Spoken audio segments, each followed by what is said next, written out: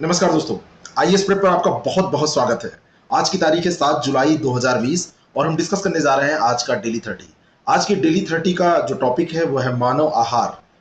मानव आहार अगर हमको आपको ना मिले तो हम ये काम नहीं कर पाएंगे, हम डेली 30 बना नहीं पाएंगे और आप डेली 30 सुन नहीं पाएंगे।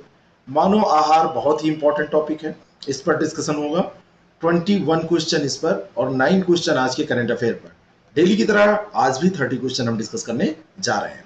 चलिए शुरू करते हैं और लेते हैं पहला प्रश्न। पहला प्रश्न है, निम्नलिखित कथनों पर विचार कीजिए। पहला स्टेटमेंट, प्रोटीन छोटी इकाइयों से बने होते हैं जिन्हें एमिनो अम्ल कहा जाता है, एमिनो एसिड कहा जाता है, और ये छोटी छोटी इकाइयों से बने होते हैं। बिल्कुल सही है। शरीर का जो ऊतक का निर्माण है, टूटी फूटी कोशिकाओं का मरम्मत है, आवश्यक ऊर्जा है, ऊष्मा की प्राप्ति है, इन सारी चीजों के लिए पोषक तत्वों की जरूरत पड़ती है। प्रोटीन, कार्बोहाइड्रेट, वसा, खनिज लवण, जल, ये सब मिलकर इसको पूरा करते हैं। ठीक है, ये एक बेसिक बात रही। मानव शरीर का लगभग 55% भाग प्रोटीन से बना है। अगर ये बात आपसे कही जा रही है तो इस पर विचार कीजिए। 55% भाग प्रोटीन से बना क्या हो सकता है? 15% भाग प्रोटीन से बना है, 55% नहीं। तो इस तरीके से दूसरा स्टेटमेंट गलत हो गया, पहला सही है। ए इसका सही उत्तर हो जाएगा। डेली 30 एक ऐसा कार्यक्रम जिसने अपने 80 से ऊपर क्लास को पूरा कर लिया है। 80 क्लास में हमने जो टॉपिक डिस्कस किए हैं, मुझे लग रहा है 80 के से कम नहीं है, मैं चेक करके बता दूंगा। और इसमें हमने जो क्वेश्चन डिस्कस किए, आप मान के चलिए कि 2500 2400 क्वेश्चन अगर 80 क्लास हो गए तो 2400 क्वेश्चन हो गए।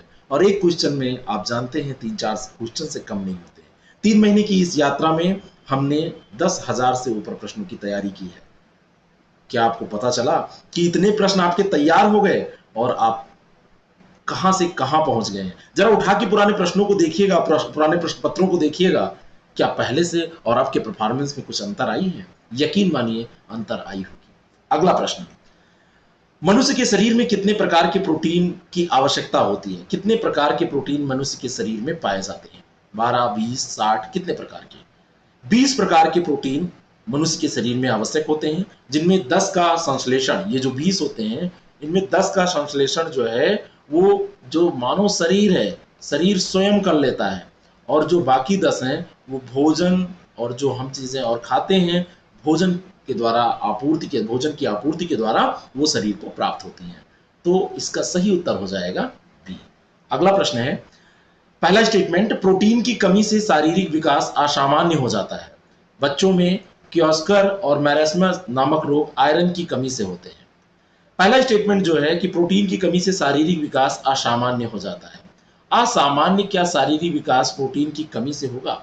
असामान्य की जगह पर अगर अवरुद्ध कहा जाए, अवरुद्ध हो जाता है तो ज्यादा सही है, क्योंकि ये कोई रोग तो है नहीं कि प्रोटीन की कमी हो गई तो ये बहुत बड़ी एक समस्या हो गई, ऐसा नहीं है। असामान्य नहीं होगा, ये अवरुद्ध होगा।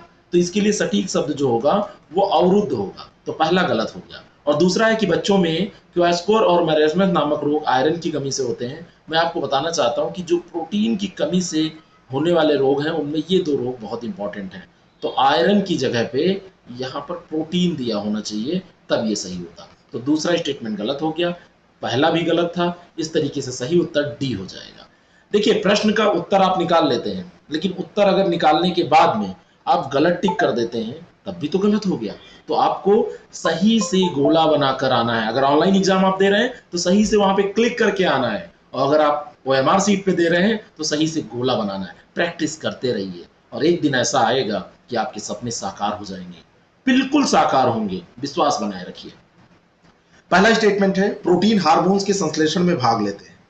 पहला स्टेटमेंट, हार्मोन्स के संश्लेषण में प्रोटीन भाग लेते हैं, ये बिल्कुल सही स्टेटमेंट है। प्रोटीन के जो प्रमुख कार्य हैं उनमें से एक है प्रोटीन हार्मोन्स के संश्लेषण में अपनी भूमिका निभाते हैं, और दूसरा है प्रोटीन एंटीबॉडीज के रूप में शरीर की सुरक्षा करते हैं, जीवद्रव्य की भौतिक दशाओं को नियंत्रित करते हैं, कोशिकाओं के विभिन्न अंगों की रचना में भाग लेते हैं, बुद्धि तथा मरम्मत के लिए जो आवश्यक चीजें हैं वो प्रोवाइड कराते हैं। प्रोटीन आवश्यक होते हैं, संश्लेषण में भाग लेते हैं हार्मोन्स के, और इसके अलावा हीमोग्लोबिन के रूप में शरीर में गैसीय संवहन ये करते हैं, एंटीबॉडीज के रूप में शरीर की ये सुरक्षा करते हैं, और न्यूक्लियोप्रोटीन्स आनुवंशिक लक्षणों के लिए विकास और वंशागति को नियंत्रित करने में भी महत्वपूर्ण भूमिका निभाते हैं। तो दोनों के दोनों स्टेटमेंट सही हैं। बाकी चीजें जो मैंने बताई हैं वो भी ध्यान रखिएगा।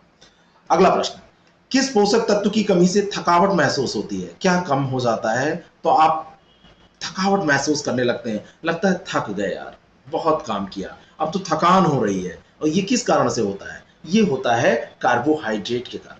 सारे प्रश्न प्रोटीन पे ही थोड़ी ना है, कार्बोहाइड्रेट के कारण ऐसा होता है। सी ऑप्शन इसका बिल्कुल करेक्ट है। और बहुत सारे पोषक तत्व हैं जिनके अगर कमी हो जाए तो समस्याएं होती हैं। तो आगे के प्रश्नों में हम उनको देखेंगे। पहला स्टेटमेंट है अगले प्रश्न का कि कार्बोहाइड्रेट कार्बन, हाइड्रोजन तथा ऑक्सीजन का कार्बनिक यौगिक है। पहला स्टेटमेंट। और दूसरा स्टेटमेंट है कि कार्बोहाइड्रेट के द्वारा जंतुओं के बाह्य कंकाल का निर्माण होता है, यानी कि जंतुओं के बाह्य कंकाल का निर्माण कार्बोहाइड्रेट से ही होता है। दोनों के दोनों स्टेटमेंट ये सही हैं। ये कार्बनिक यौगिक होता है, इसमें कार्बन, हाइड्रोजन और ऑक्सीजन पाया जाता है। और ये जंतु के जो बाह्य कंकाल का निर्माण है उसको करने में सबसे महत्वपूर्ण इसी के द्वारा ही होता है। तो दोनों के दोनों स्टेटमेंट सही हैं। सी इसका सही उत्तर हो जाएगा। ठीक है। और शरीर की जो आवश्यकता है अगर हम उसमें देखें तो 50 से 75% की जो पूर्ति है वो शरीर की आवश्यकताओं के हिसाब से इसी कार्बोहाइड्रेट के द्वारा होती है। कार्बोहाइड्रेट के द्वारा जंतुओं का जो बाह्य कंकाल है वो निर्मित होता है। और कार्बोहाइड्रेट 3 प्रकार के होते हैं, ये भी ध्यान रखिएगा, मोनोसैकेराइड, डाइसैकेराइड और पॉलीसैकेराइड। तो ये 3 प्रकार भी आप ध्यान में रखिएगा। अगला प्रश्न है, ग्लूकोज मुख्य रूप से प्राप्त होता है, किससे प्राप्त होता है? आम या अमरूद, आम तथा अमरूद, अंगूर तथा शहद, नाशपाती, किससे? कार्बोहाइड्रेट के 3 प्रकार होते हैं, मोनोसैकेराइड, डाइसैकेराइड और पॉलीसैकेराइड। ग्लूकोज जो है वो मुख्य रूप से अंगूर और शहद में मिलता है और ये शरीर को तुरंत ऊर्जा प्रदान करने में सहायक होता है। अगर आपको तुरंत ऊर्जा चाहिए तो अंगूर के ठेले पे जाइए, पाव भर अंगूर लीजिए और खाइए, एनर्जेटिक महसूस करेंगे। जूस पी लीजिए। ठीक है। तो शहद और अंगूर इन दोनों में ये मिलता है। बी ऑप्शन इसका करेक्ट है। और सुक्रोज, माल्टोज और लैक्टोज ये डाइसैकेराइड के उदाहरण होते हैं। इसीलिए मैंने बताया था कि कार्बोहाइड्रेट 3 प्रकार के होते हैं, मोनो, डाई और पॉली। तो जो ये ग्लूकोज है, माल्टोज है और लैक्टोज है, ये किसका है, किसका प्रकार है? ये डाइसैकेराइड का उदाहरण है, उसी का प्रकार है। और पॉलीसैकेराइड का निर्माण अगर हम देखें तो मोनोसैकेराइड जब कई मिल जाते हैं तो कई जब मोनोसैकेराइड मिलेंगे तो पॉलीसैकेराइड बन जाएगा। और पॉलीसैकेराइड मुख्य रूप से कहां पाया जाता है? पौधों में पाया जाता है और जल में ये अघुलनशील होता है।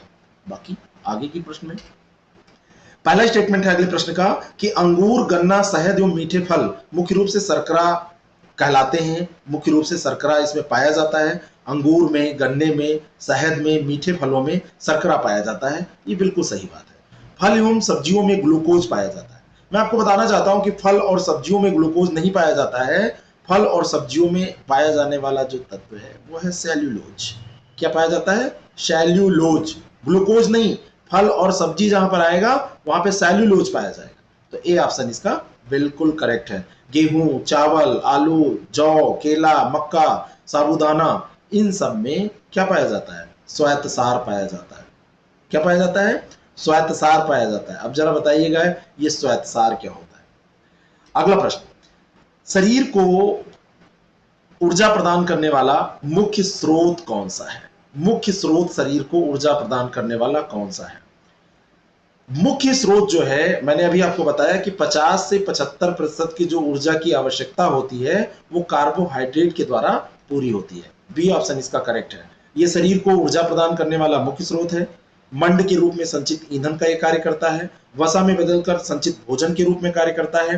कार्बोहाइड्रेट आरएनए और डीएनए का ये घटक होता है। और ये शर्करा के रूप में ऊर्जा उत्पादन के लिए ईंधन का भी काम करता है। ठीक है। शर्करा के रूप में ऊर्जा उत्पादन के लिए ईंधन का कार्य, वसा में बदलकर संचित भोजन का कार्य, मंड के रूप में संचित ईंधन का कार्य और शरीर को ऊर्जा प्रदान करने का ये मुख्य स्रोत कहलाता है। ठीक है। और कार्बोहाइड्रेट, आरएनए तथा डीएनए का ये घटक भी होता है। तो इस तरीके से बी सही उत्तर हो जाएगा। ध्यान रखिएगा, बहुत इंपॉर्टेंट प्रश्न है। निम्नलिखित कथनों पर विचार कीजिए। पहला स्टेटमेंट है कि वसा, घी, दूध, तेल, मांस से प्राप्त होती है। यानी कि जो वसा होती है, जो फैट होता है, फैट कहां से प्राप्त होगी? दूध से, घी से, तेल से, मांस से। बिल्कुल सही बात है। ज्यादा मोटा अगर आपको होना है, फैटी होना है, तो इन सब चीजों का सेवन आप बढ़ा दीजिए। वसा जल में पूर्णतया घुलनशील होती है। वैसे मोटे होने की कोशिश मत कीजिएगा, एक बार मोटापा जब आ जाता है तो घटता नहीं है जल्दी। वसा जल में पूर्णतया घुलनशील होता है, ये कहा जा रहा है। तो वसा जल में पूर्णतया घुलनशील नहीं होता है, ये जल में अघुलनशील होता है। वसा को द्रव अवस्था में तेल कहते हैं, और तेल को आप जब जल में डालेंगे तो वो उसमें घुलेगा नहीं, ये ध्यान रखिएगा। आप घी और तेल को डाल के देखिए। तो दूसरा गलत है, पहला सही है, ए ऑप्शन इसका बिल्कुल करेक्ट हो जाएगा। अगला प्रश्न है, निम्नलिखित कथनों पर विचार कीजिए। वसा का महत्व संचित भोजन के रूप में अधिक है।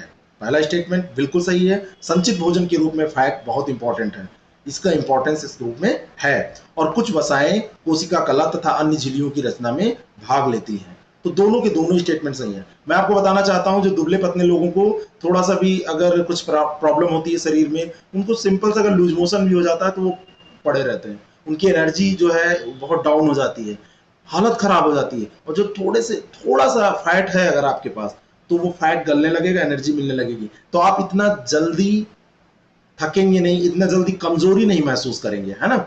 मोटापे की बात मैं नहीं कर रहा हूं, थोड़ा फैट तो होना चाहिए ना, तो थोड़ा सा बैलेंस रखिए, है ना। मतलब खान पान तो सही रखिए, लेकिन एक्सरसाइज करिए रोज। रोज अपनी दिनचर्या सही रखिए, सुबह टाइम से उठिए, रात में टाइम से सोइए, मोबाइल फोन का फालतू का इस्तेमाल मत करिए, आंखों पे फालतू जोर मत दीजिए। तो आप कहेंगे सबसे पहले इस्तेमाल में मैं बंद करने वाला हूं आईएएस प्रेप का ये वीडियो देखना। अगर आपको दिक्कत है तो बंद कर दीजिए, लेकिन पढ़ाई बंद करके पढ़ाई करके आप परेशान नहीं होते, पढ़ाई बंद करने से कुछ नहीं होगा, क्योंकि आप फालतू की चीजें अगर देखते हैं बहुत ज्यादा तो उससे आंखों पे जोर पड़ता है ना। आप पता चला एक वीडियो ये देख रहे हैं, इसीलिए मैंने क्या किया है, आईएएस प्रेप एकेडमी के ऐप पे भी इसको देना चालू कर दिया, जिससे कि आप डाइवर्ट ना हो। और जो आपको देखना है देखिए, लेकिन इस क्लास के लिए डाइवर्जन खत्म। आप आईएएस प्रेप एकेडमी के ऐप पे जाइए, वीडियो लेक्चर सेगमेंट में आपको ये वीडियोस मिल जाएंगे, ठीक है ना। चलिए, तो इसका सही उत्तर सी हो जाएगा, दोनों के दोनों सही है। अगला प्रश्न है, निम्नलिखित में से किसका कार्य, प्रमुख कार्य ऊतकों का निर्माण करना है। ऊतकों का निर्माण किससे होता है। ऊतकों का जो निर्माण होता है वो मिनरल से होता है। मिनरल साल्ट जो होते हैं, खनिज लवण होते हैं, उनसे होता है। और ये मांस, दूध, अनाज, हरी सब्जियों से प्राप्त होते हैं। तो मांस अगर आप नहीं खाते हैं तो दूध, अनाज, हरी सब्जियां का सेवन करिए, कोई जरूरी नहीं मांस खाना। अगर आप उसका सेवन करते हैं तो कोई जरूरी नहीं उसको बंद करना, ये आपके खान पान की बात है, इसमें कोई ऐसा नहीं है कि कुछ अच्छा है कुछ बुरा है, ये आपकी चॉइस है। तो खनिज लवण से ये निर्माण होता है, और लवणों के आयनों के कारण जीवद्रव्य में विद्युत चालकता होती है, और इसी से जीवद्रव्य में संवेदनशीलता आती है। अगर खनिज लवण नहीं होंगे तो ये समस्याएं हो जाएंगी। कई ऊतक, रक्त, हड्डियां, दांत, ये सब इससे बनते हैं। और हृदय स्पंदन है, चेतना संवहन है, पेशी संकुचन है, ये सब कार्य खनिज लवण के कारण ही संभव हो पाते हैं। बी ऑप्शन इसका बिल्कुल करेक्ट है। अगले प्रश्न का पहला स्टेटमेंट है कि एक स्वस्थ और युवा व्यक्ति के शरीर में 90% तक जल रहता है। 90% तक जल नहीं रहता है, जल की मात्रा जो होती है वो लगभग 70% के बराबर होती है। तो पहला स्टेटमेंट गलत है। दूसरा, प्रतिदिन एक व्यक्ति को औसतन 1.5 लीटर जल की आवश्यकता होती है। 1.5 लीटर कम है, 2.5 लीटर जल की आवश्यकता होती है। तो दूसरा स्टेटमेंट भी गलत है, और इसका सही उत्तर हो जाएगा डी, इनमें से कोई नहीं। अगला प्रश्न है, भोजन के पाचन और अवशोषण के लिए आवश्यक क्या होता है। क्या आवश्यक होता है। अगर आपको जल नहीं मिलेगा तो क्या भोजन पचेगा, नहीं पचेगा। इसलिए खाना खाने के साथ में पानी पीना चाहिए, नहीं पीना चाहिए। खाना खाने के थोड़ी देर बाद पानी पीना चाहिए, लेकिन फिर थोड़ी थोड़ी देर पे पानी पीते रहना चाहिए। अगर आपके शरीर में जल की मात्रा नहीं होगी तो भोजन का पाचन और अवशोषण नहीं होगा। तो सी ऑप्शन इसका बहुत ही महत्वपूर्ण है, क्योंकि जो जल है ये सॉल्वेंट का काम करता है, ये घोलक का काम करता है, ये सब कुछ घुला देता है, ठीक है। तो काम की चीजें शरीर में रह जाती हैं, बाकी चीजें निकल जाती हैं। अगला प्रश्न है, पहला स्टेटमेंट, जल शरीर के तापक्रम को नियंत्रित करता है। क्या इसमें कोई गलत बात है। बिल्कुल सही बात है, नियंत्रित करता है। और ये वाटर जो है वो कंट्रोल करता है हमारे शरीर के बॉडी के टेम्परेचर को। शरीर में दूषित पदार्थों को बाहर निकलने में जल का कोई योगदान नहीं है, बाहर निकालने में होना चाहिए, निकालने में जल का कोई योगदान नहीं होता। अच्छा ये बताइए कि अगर पाचन होता है, अवशोषण होता है जल के माध्यम से, तो जल के माध्यम से ही शरीर के जो विषाक्त पदार्थ हैं, दूषित पदार्थ हैं, वो बाहर निकलते हैं। तो दोनों स्टेटमेंट, पहला स्टेटमेंट तो सही, लेकिन दूसरा स्टेटमेंट गलत है, ठीक है, क्योंकि योगदान होता है, यहाँ पे लिखा है नहीं। तो केवल एक, ए ऑप्शन इसका करेक्ट हो जाएगा। एनालिसिस करिए, क्वेश्चन को पढ़िए, उसके बाद में उसमें देखिए, थोड़ा सा दिमाग लगाइए। सारी चीजें रटी हुई आपको नहीं मिलेंगी, और सारी चीजें रटी भी नहीं जा सकती, ना सारी चीजें आपको रटने की सलाह मैं देता हूं। अगला प्रश्न है, दांत निर्माण में किस महत्वपूर्ण खनिज का योगदान होता है? किससे दांत का निर्माण होता है? जो हमारा दांत है, दांत निर्माण और साथ में हृदय पेशी के संकुचन में और साथ में रक्त का थक्का जमने में, जो ब्लड का कैगुलेशन होता है उसमें, और ये सारे जो कार्य हैं उसमें कैल्शियम का बहुत महत्वपूर्ण योगदान होता है। ये कई चीजें इसलिए मैंने बताया कि सब साथ साथ में आपको याद रहें। स्रोत इसका क्या है, कहां से कैल्शियम आपको मिलेगा? आप दूध पीजिए रोज, अंडा अगर आप सेवन करते हैं, खाते हैं तो उसको खाइए, और हरी सब्जियां, इनसे कैल्शियम की प्राप्ति होती है। अगला प्रश्न है, पहला स्टेटमेंट, थायरॉक्सिन हार्मोन के निर्माण के लिए आयोडीन आवश्यक होता है। थायरॉक्सिन जो हार्मोन्स हैं उसके निर्माण के लिए आयोडीन की आवश्यकता होती है, बिल्कुल सही है। और दांत के एनेमल बनाने में फ्लोरीन का महत्वपूर्ण योगदान होता है। तो दांत के जो एनेमल है, जो ऊपरी परत है, उसको बनाने में फ्लोरीन का निर्माण होता है, ये भी बिल्कुल फ्लोरीन का योगदान होता है, एक्सट्रीमली सॉरी, योगदान होता है, तो ये भी बिल्कुल सही है। दोनों के दोनों स्टेटमेंट सही है, सी ऑप्शन इसका करेक्ट हो जाएगा। अगला प्रश्न है कि हीमोग्लोबिन के निर्माण में फ्लोरीन आवश्यक होता है। हीमोग्लोबिन के निर्माण में फ्लोरीन नहीं, हीमोग्लोबिन का मतलब आयरन, आयरन हिंदी में इसको लिखेंगे तो लोहा, लोहे की आवश्यकता पड़ती है, फ्लोरीन की नहीं। और जो एफ होता है वो फ्लोरीन नहीं होता है, वो लोहे के लिए होता है, Fe। और दांत व हड्डी के लिए फास्फोरस आवश्यक होता है, ये तो बिल्कुल सही है। अगर दांत और हड्डी मजबूत करने हैं तो फास्फोरस की जरूरत पड़ती है, इनके निर्माण में फास्फोरस आवश्यक होता है। तो दूसरा स्टेटमेंट बिल्कुल सही है, बी ऑप्शन इसका बिल्कुल करेक्ट हो जाएगा। अगला प्रश्न है, पहला स्टेटमेंट, विटामिन एक अकार्बनिक यौगिक है। विटामिन एक अकार्बनिक यौगिक नहीं है, विटामिन एक कार्बनिक यौगिक है, अकार्बनिक नहीं, कार्बनिक। तो ये पहला गलत हो गया। और जो विटामिन है वो शरीर की रोगों से रक्षा के लिए अत्यावश्यक है। एक यहाँ पर डेली 30 का एक सेशन हमने विटामिन पे लिया था, उसमें विटामिन पे हमने ये सारी बातें डिस्कस की थी। लेकिन आहार में भी क्योंकि विटामिन जरूरी है इसलिए रिपीट हो रहा है, रिपीट हो जाए, 4 बार मैं यहाँ पे करा दूं लेकिन आपका कुछ छूटे ना, आपका सब कुछ तैयार हो जाए। अगर आप मुझसे जुड़े हैं, आप आईएएस प्रेप के प्लेटफॉर्म पर विश्वास करते हैं, तो यकीन मानिए कि वो विश्वास कभी टूटेगा नहीं। हाँ, मैं आपसे कहता रहता हूं कि इतने कम व्यूज आते हैं क्योंकि मुझसे लोग कहते हैं। मैं इसलिए आपसे कहता हूं कि वो हमारी टीम का वर्क है, मेरा वर्क है, मैं 4 घंटे इस पे देता हूं। तो आप इसको लाइक करते हैं तो एनर्जी मिलती है, आप शेयर करेंगे तो आपका ही परिवार ये ग्रोथ करेगा, और कोई बात नहीं है। बाकी तो मैं इसको चला ही रहा हूं, पैसे के पीछे डेली 30 नहीं चल रहा है, ये ध्यान रखिएगा। पैसे के पीछे नहीं चल रहा है, इसमें बहुत इनपुट लग रहा है, महीने में बहुत ज्यादा पैसा इस पे खर्च हो रहा है, लेकिन ये चल रहा है क्योंकि आप लोगों को ये पसंद आता है। इसका अगला स्टेटमेंट है कि शरीर विटामिन में से रोगों की रक्षा करने के लिए अत्यावश्यक होते हैं, तो दूसरा बिल्कुल सही है, पहला गलत है, तो बी ऑप्शन इसका करेक्ट हो जाएगा। अगला प्रश्न है, निम्नलिखित कथनों पर विचार कीजिए। पहला स्टेटमेंट है कि विटामिन ए जल में घुलनशील होता है, और दूसरा है विटामिन ए का रासायनिक नाम रेटिनाल है। विटामिन ए को रासायनिक तौर पर रेटिनाल के नाम से जाना जाता है, ये स्टेटमेंट तो बिल्कुल सही है। लेकिन विटामिन ए जल में घुलनशील नहीं होता है। विटामिन बी और विटामिन सी, ये दोनों देखा जाए तो ये जल में घुलनशील होते हैं। लेकिन विटामिन ए, डी और एक विटामिन होता है के, ए, डी और के, ये जो तीनों होते हैं ये वसा में घुलनशील होते हैं, जल में घुलनशील नहीं होते हैं। तो पहला गलत है, दूसरा सही है, बी ऑप्शन इसका करेक्ट हो जाएगा। और अंतिम प्रश्न है आज के इस टॉपिक का, फिर हम करंट अफेयर डिस्कस करेंगे। उसके पहले मैं आपको बताना चाहता हूं, अगर आप बीओ का एग्जाम दे रहे हैं, आरओ यारो का एग्जाम दे रहे हैं और पीसीएस का एग्जाम दे रहे हैं, तो आप हमसे 6307281212 पर कांटेक्ट करिए और हमारे ऐप को जरूर डाउनलोड कर लीजिए, जिससे कि आपको वहां पर बहुत सारी चीजें मिल जाएंगी। और इसके लिए हमारी टीम ने कोर्स तैयार किया है। एक बीओ का तो क्रैश कोर्स है और दूसरा टेस्ट सीरीज प्रोग्राम है सब, और अभी आरओ हिंदी का क्रैश कोर्स लॉन्च हो रहा है। और आरओ यारो के लिए आप लोग रजिस्ट्रेशन जाके कर दीजिए upsctarget.com वेबसाइट पे, या हमारे upsctarget.com पे जाके कर दीजिए, वहाँ फ्रंट पैनल पे आपको मिल जाएगा। और वो कोर्स विद इन इसी वीक में, मतलब अगले वीक से, मंडे से वो स्टार्ट हो जाएगा, मंडे ट्यूजडे से।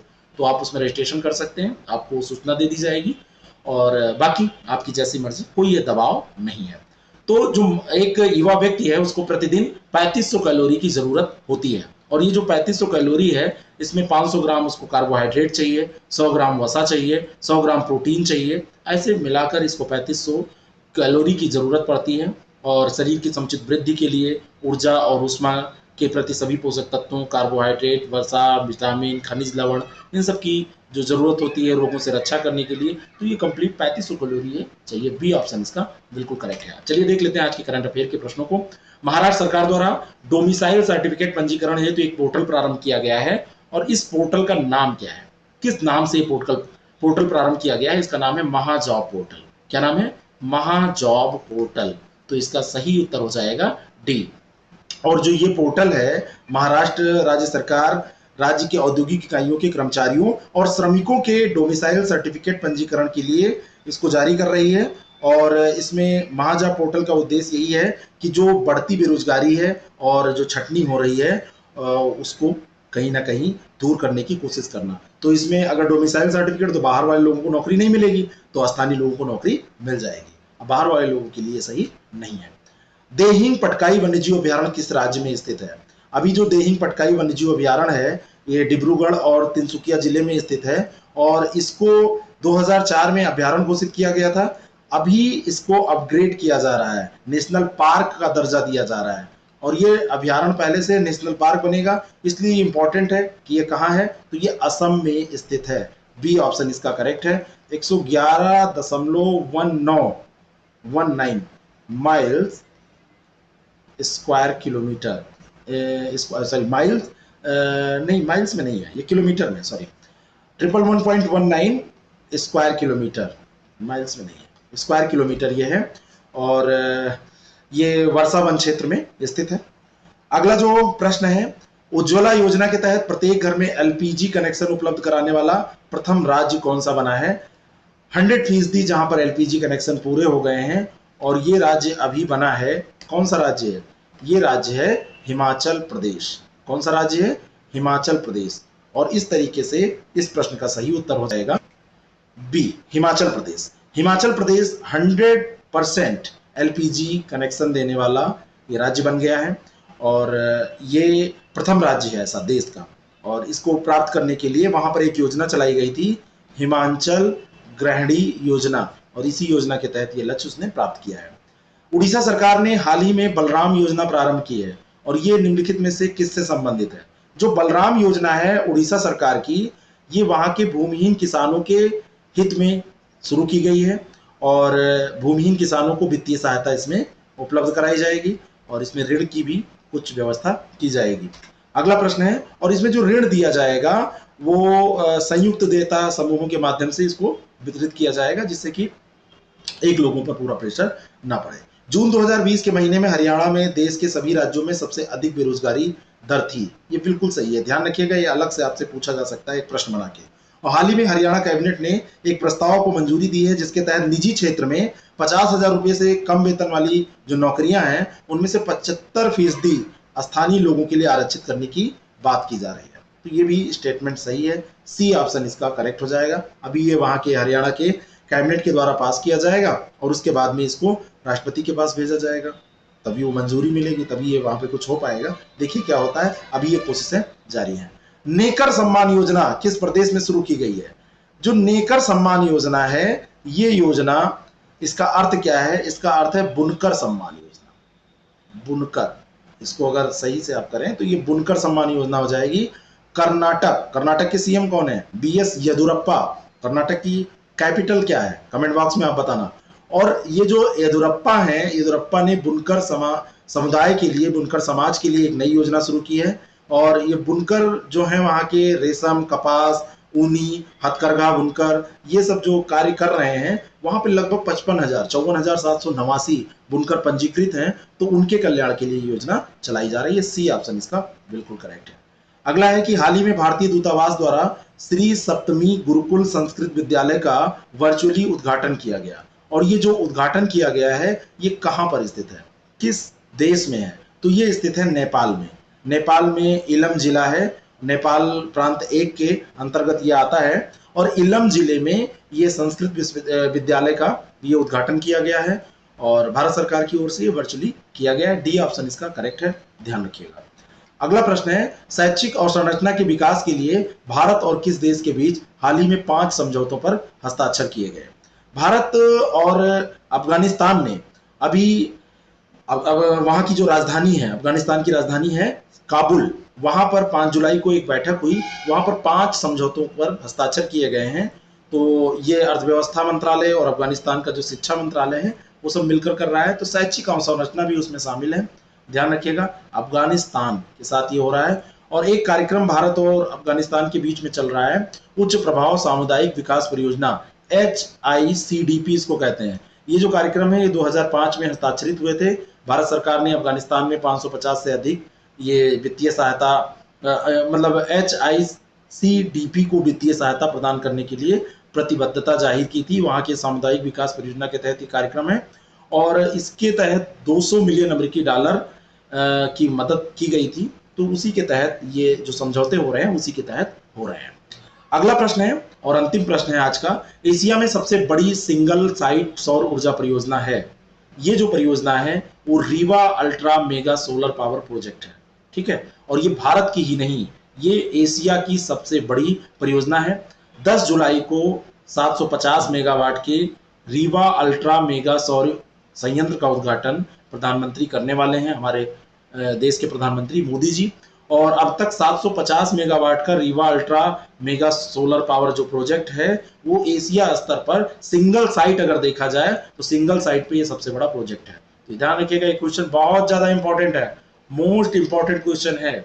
बाकी आप लोगों ने गुरु पूर्णिमा के अवसर पर इतना प्यार दिया, पर्सनली मुझे लगभग 200-300 लोगों ने डायरेक्टली मैसेज किए, इसके लिए आप लोगों का बहुत बहुत धन्यवाद ज्ञापित करता हूं। और आप लोगों के लिए बस यही मेरी ईश्वर से एक प्रार्थना है कि जो आप चाह रहे हैं वो मिल जाए और आप जिस मुकाम के लिए सब कुछ छोड़कर इस परीक्षा में लगे हुए हैं वो मुकाम आपको मिले। और परीक्षाएं होती ही हैं थोड़ी सी संघर्ष वाली, अगर संघर्ष ना हो, मेहनत ना पड़े तो परीक्षा कैसी, कठिनाइयां बहुत आएंगी। लेकिन उस स्वर्णिम पल के बारे में सोचना कि जिस दिन आप सेलेक्ट हो जाओगे, उस स्वर्णिम पल के बारे में सोचना जब आप अपने माँ बाप को, अपने घर वालों को एक गिफ्ट दे पाओगे सिलेक्शन के तौर पर। सारी जो दिक्कतें हैं वो सब एक आपकी निगाहों के सामने से हट जाएंगी। तो आप अपने कर्म क्षेत्र में ऐसे ही लगे रहिए, मैं आपके साथ हूँ। टॉपर की जो लिस्ट थी, संडे को जो टेस्ट हुआ था उसको मैंने जारी कर दिया था और टेलीग्राम पे आप उसको देख सकते हैं, टेलीग्राम पे वो पड़ा हुआ है, यूट्यूब के कम्युनिटी पोस्ट में भी पड़ा हुआ है, ठीक है। Thank you very much, all the best.